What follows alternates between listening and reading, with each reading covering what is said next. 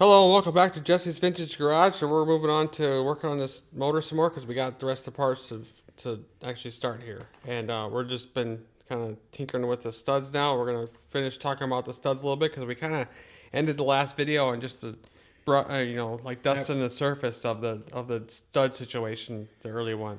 And then now we're going to be flipping it over like the 95s did and setting it up that way. But yeah, anyway, we have the studs laying here. We're going to talk about that. Well, what we found out is that these threads, when you take these out, the threads that are at this end are rolled threads, and these are cut.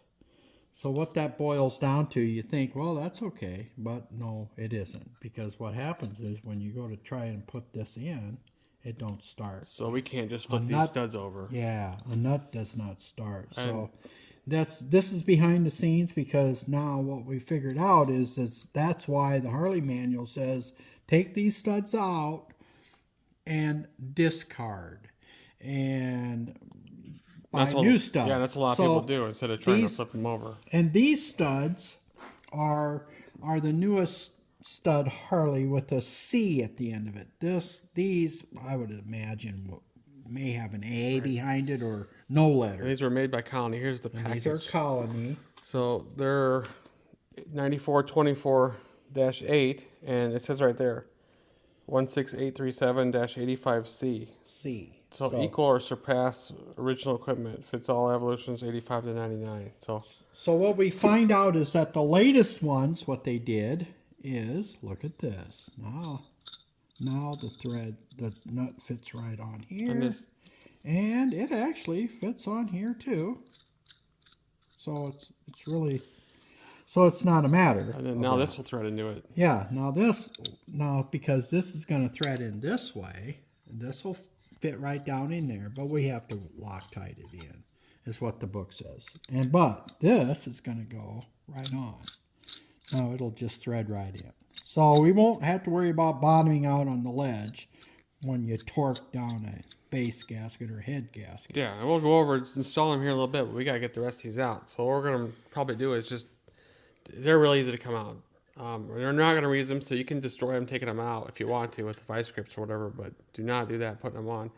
We'll just turn around and, put two nuts together here, tighten the top nut down to the bottom one, and then back out the stud this way. Right. So we got to set it there. I got it on there. Yeah, right. I got to line them up. Yeah. So I like to use box ends.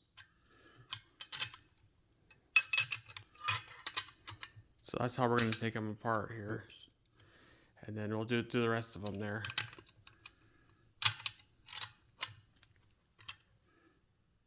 Now you hold the wrenches together, hold the motor, I guess. Yeah, there we go. And you start to back it out. Oh, it's not moving, so it must not be locked good enough. Is it moving yet? No, it's not. Okay, well, okay.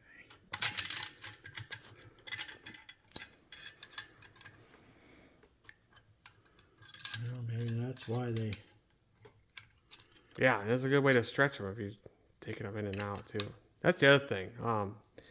Doing a top end a couple times because you have leaking base gaskets, because this top bolt is compressing everything together, the cylinder and the head, and tighten it up.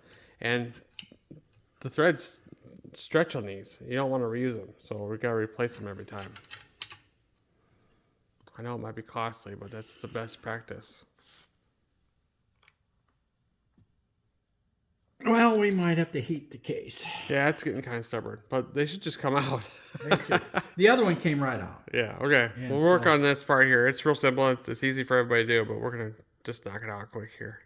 Okay, all right. Well, just to show that it's easy, it looks like this one has some oozing Loctite, so that might be one of the reasons why this one's really stuck, but we're going to go over to this one here. You just get done tightening it up right now and let's see if this can come out. Yeah, there we go.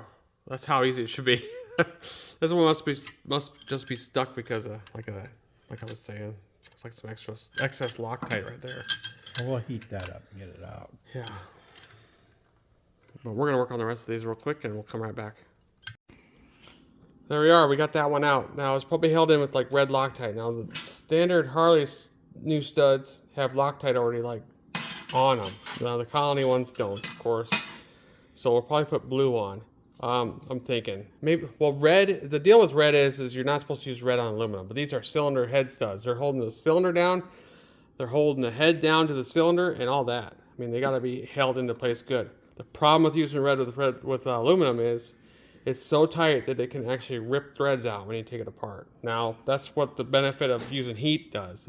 It destroys the Loctite and allows the metal, the steel part to move against the aluminum without ripping the aluminum out. Yeah, releases it. Right? Yep. So that's what we're gonna have to do. Hopefully we That's don't have to what do we this. did. Yeah. We needed it. Hopefully we don't have to do it to all of them. It doesn't really affect much. It's just that other than it destroys the Loctite. Now, yeah, it looks like the rest of them all don't have a bunch of residue around it. So, But we don't know. yeah, we'll find out as we go. So So we got 3 out. let's see what's next here. Well, there we are. We got the rest of the studs out, ready to go on to the next step. This was pretty much the only one that was a problem getting out. The rest of them just kind of came right out using a double studded nut thing. And it's pretty good. Anyway, we were getting ready to do some more stuff here, and we just wanted to check a couple things. We checked the elliptical movement on the pinion shaft here and make sure it wasn't too far out of tolerance. What we came up with was kind of a sad thing because it moves about 15 thousandths. Now, if I get this thing to rotate, see how much that needle's moving on this dial indicator? Yeah, that's excessive. It's only supposed to have 3 to 4 thousandths, and it's kicking out 15. So we're gonna have to split these cases and go from there. So we'll get a chance to look at the flywheel and the bearings and all that stuff. Sometimes we want to trust people, but it's a good thing we checked this out because we don't. I mean, it would be on us, kind of in a way, if we didn't check it and found out that when it locked up later or whatever, it'd be a problem. The only reason why we really found it was when my dad put the nose cone on, he couldn't get to go on without having to rotate it. When he did rotate it, it didn't want to rotate after we got it on. So that's why we got this out. So, yeah. Okay, so anyway, moving on here on this motor, we've come across a few things. You know, this has been crazy ever since we started because this is, you know, apparently it was looking like it was just going to go together with the top end, but we're kind of coming across all kinds of problems still. So after doing this, we've moved the dial indicator somewhere else after finding the runout here on the pinion shaft and being off a little bit. We can't have that because our cam cover can't even go on, right? Yeah, so then I've already, be 15. yeah, the earlier segments I already talked about that. So I'm trying to go fast here on this next segment here. We moved it up to here, and now we're checking the dial indicator. We're checking each half of the crank right now. Yeah, and I got this one marked. I got a line here, and this is all in lead pencil. I got a 0 on there. Okay, so that's 0. But you look over here, I've got a line. I've got a line on there, and that's 10 thousandths plus. So this one is 0. This is 10 thousandths plus. Now if I move this over here, and here it is 5 thousandths plus, and here is 0.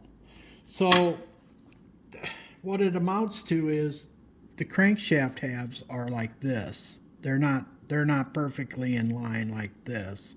They're Just a little bit. It's tweaked. Yeah. It's tweaked a little.